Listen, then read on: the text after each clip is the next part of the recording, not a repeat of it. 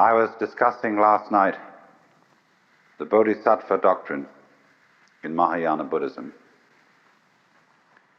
and comparing it or relating it to the two great tendencies in Indian spirituality: anti-worldliness or otherworldliness and world affirmation, and showing how the idea that the highest kind of a Buddha is in a certain way a non-Buddha. The highest kind of a Buddha is like an ordinary person. And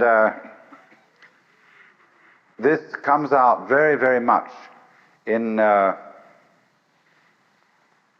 various tendencies in Zen, where, for example, all the painting peculiarly characteristic of Zen Buddhism in the Chinese and Japanese tradition is, as it were, secular. It has a peculiarly non-religious atmosphere. That is to say, the painting of Shingon sect and Tendai sect, as you saw it in the museum today, was religious painting. You could tell at once that the subject matter of these paintings is religious. But with Zen painting, the way of dealing with philosophical or spiritual themes is secular. So that when an artist like Sengai, living in the 17th century Japan, paints the Buddha, there is something slightly humorous about the Buddha. He wears his halo over one ear. There is an informality, a slight raffishness.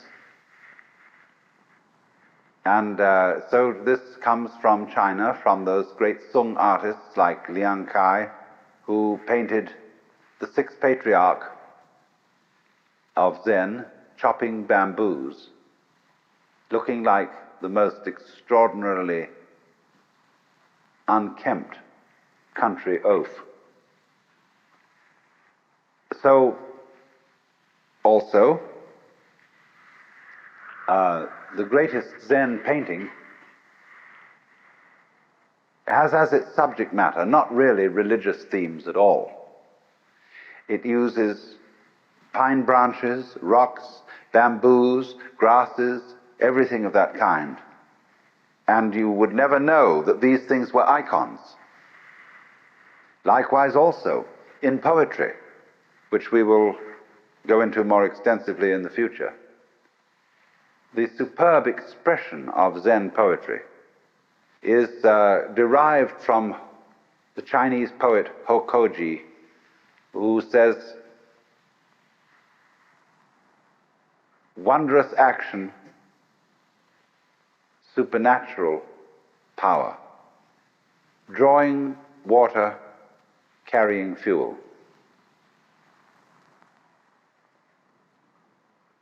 Now, that poem is a little bit too religious for Zen taste. And so, preferable to that is Basho's famous poem, "The Old Pond, a frog jumps in, plop." Plop is the only possible English translation for the Japanese mizu no otto, which means literally the water's sound. Plop. But that poem, you see, is a very high-style Zen poem because it has nothing in it about religion. There is a poem on the edge, which also was written by Basho, which says, "When the lightning flashes, how admirable he who does not think life is fleeting." You see, the flash of a lightning is a Buddhist cliche for the transiency of the world. Your life goes by and it disappears as fast as a flash of lightning. That becomes a cliche. So, all religion all religious comments about life eventually become cliches. And that's why religion always is falling apart and becoming a certain kind of going through the motions, a kind of imitation of attitudes, as if one would say, we've got a book called The Imitation of Christ. It's a terrible book.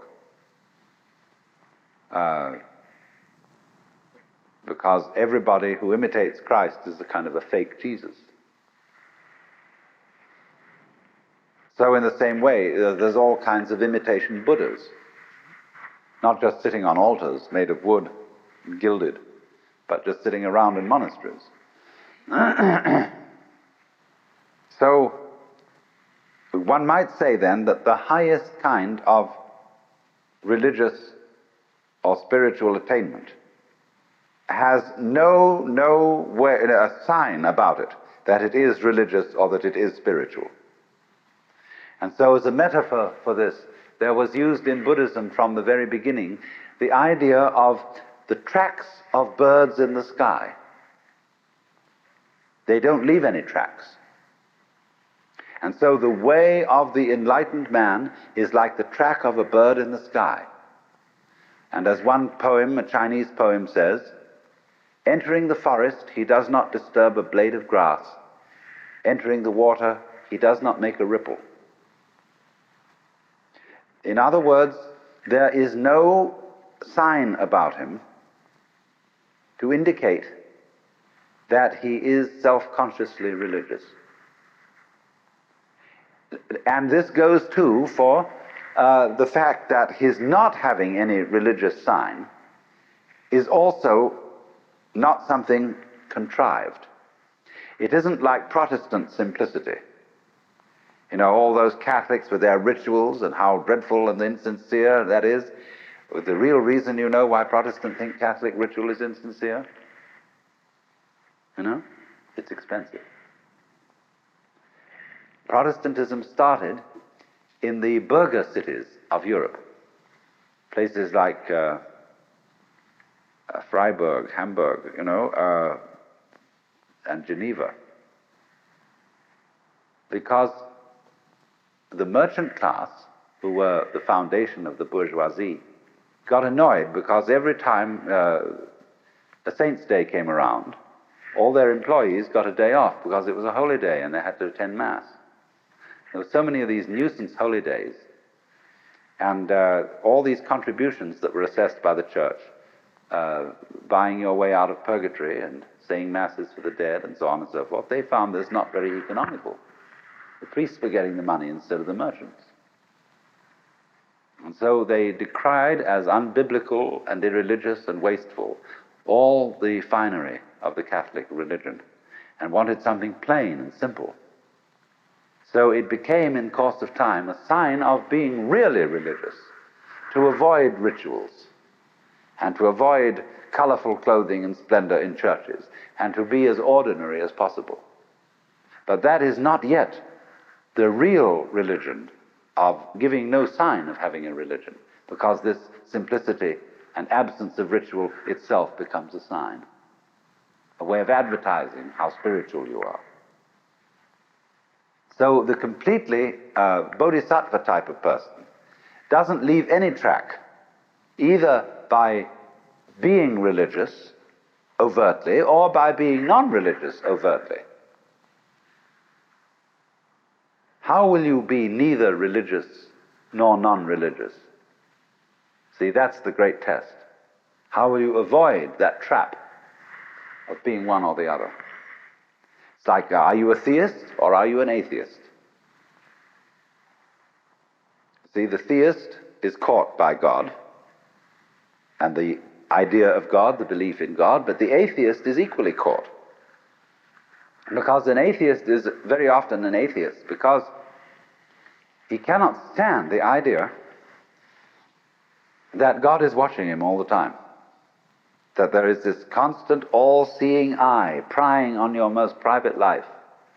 And that there's this, you know how when you're a child in school and you're writing something or doing arithmetic and the teacher walks around the class and looks over your shoulder. Nobody wants to be watched like that. Even someone who's good at writing or at arithmetic doesn't want somebody looking over their shoulder while they're doing it. It puts you off. It bugs you.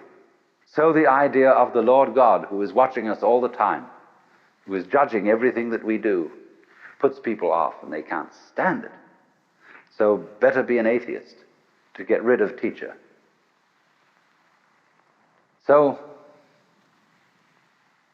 But the atheist, you see, the man who advertises his disbelief in God is a very pious person.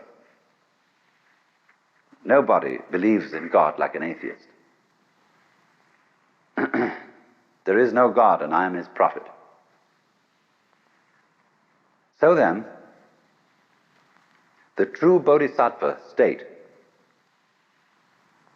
is very difficult to pin down as being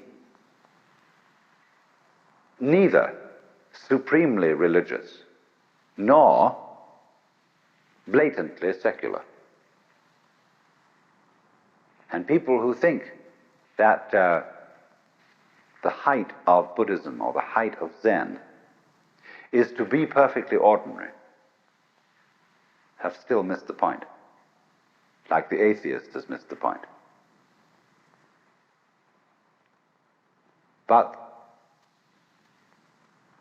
for this reason, then, there is an element in the art, the painting, the poetry, etc., which has been inspired by this kind of Buddhism.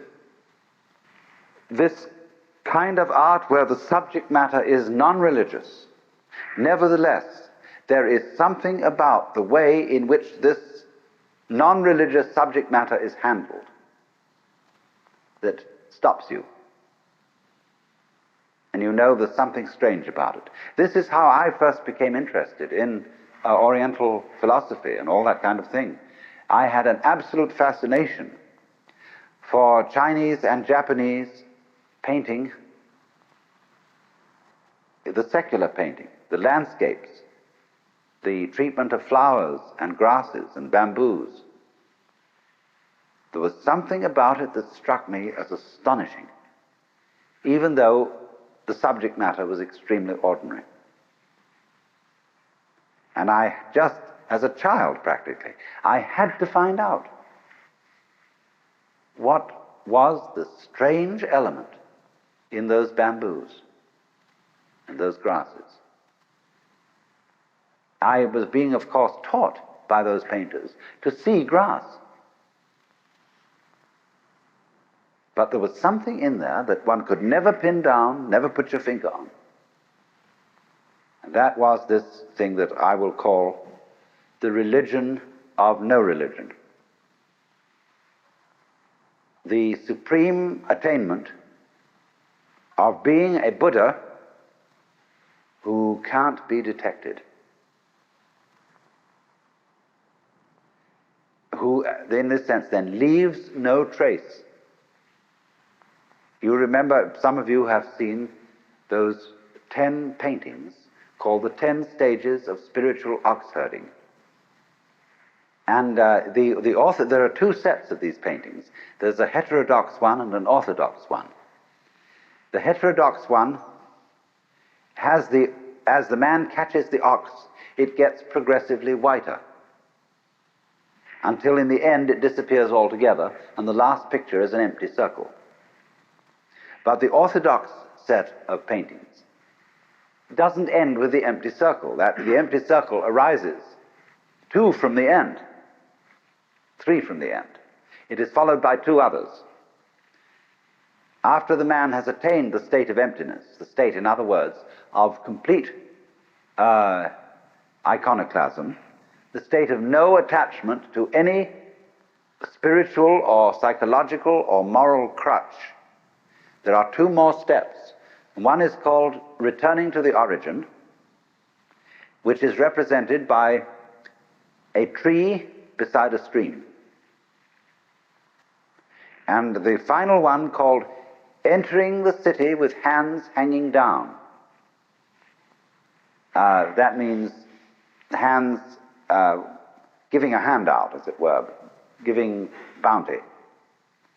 And it shows a picture of the fat Buddha Futai, or in Japanese known as Hotei, who has an enormous belly, big ears, who carries round a colossal bag.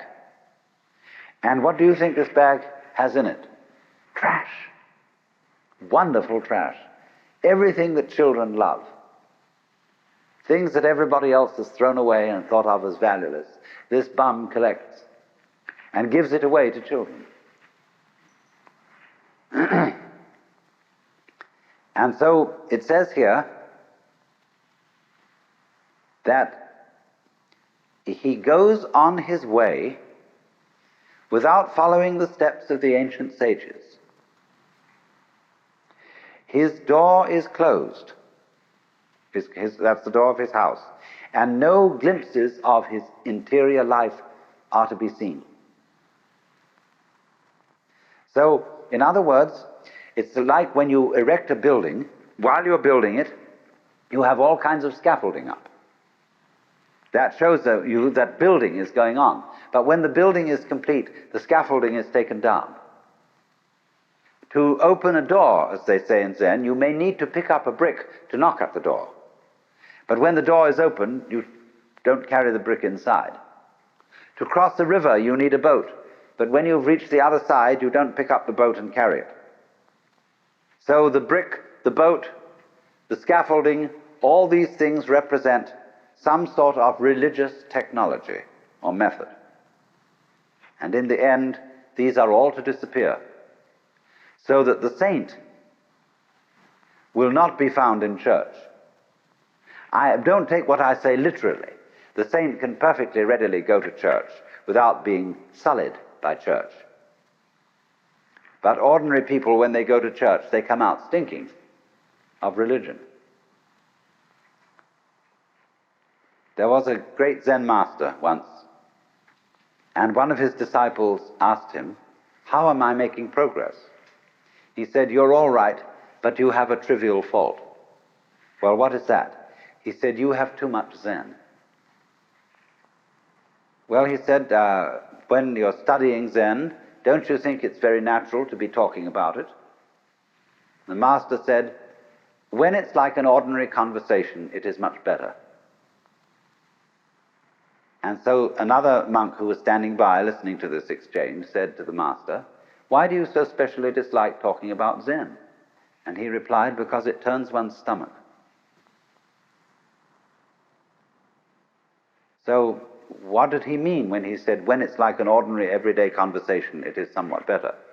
When the old master Joshu was asked, at the end of the kalpa, when everything is destroyed in fire, there will be one thing remaining. What is that? And Joshu replied, "It's windy again this morning." So in Zen, when you're asked a question about religion, you reply in terms of the secular. When you're asked about something secular, you reply in terms of religion. So what is the eternal nature of the self? It's windy again this morning. "Please pass me a knife." The master hands him the knife with the blade first. He says, "Please give me the other end." What would you do with the other end? See, here the disciple starts out with the ordinary. "Please pass me the knife." And suddenly he finds himself involved in a metaphysical problem. But if he starts out with the metaphysical, he's going to get involved with the knife. So, now, to go deeply into the religion of non-religion, we have to understand what you might call the final, ultimate attainment of Mahayana Buddhist philosophy. And this is contained in a school of thought which is called in Chinese Hua Yan and in Japanese Kegon. Kegon is the intellectual foundation for Zen. And there was a great Chinese master by the name of Shumitsu, who was simultaneously a Zen master and the fifth patriarch of the Huayan sect. Hua, it means flower. Yen, garland. The garland of flowers. And it's all based on a Sanskrit sutra called Avatangsaka. This is called simply, in Japanese, Kegon-kyo, a very big sutra. And the subject matter of this sutra are what are called the four Dharma worlds. And I must explain what these four worlds are so that you get the point. First of all, there is a level of being which we will call Ji. The word Ji, which is Japanese way of pronouncing the Chinese Chur, is the world of things and events. What you might call the common sense world, the everyday world that our senses normally record.